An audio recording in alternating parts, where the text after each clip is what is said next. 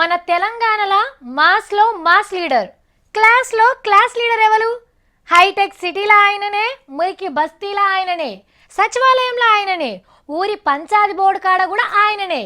పొద్దుగాల బస్తీలతోని ముచ్చట్లు పెడితే పొద్దుమీకి పెద్ద పెద్ద కంపెనీ ఓనర్లతో మీటింగ్ పెడతాడు. ఆయన ఎవలంటే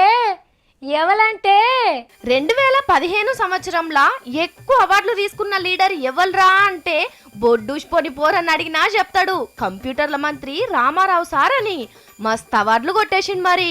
ఇక కొత్త సంవత్సరంలో అడుగు పెట్టబోతుంటే అమెరికా హార్వర్డ్ పెద్ద కాలేజ్ వాళ్ళు ఇంకో మర్యాద చేస్తున్నారు.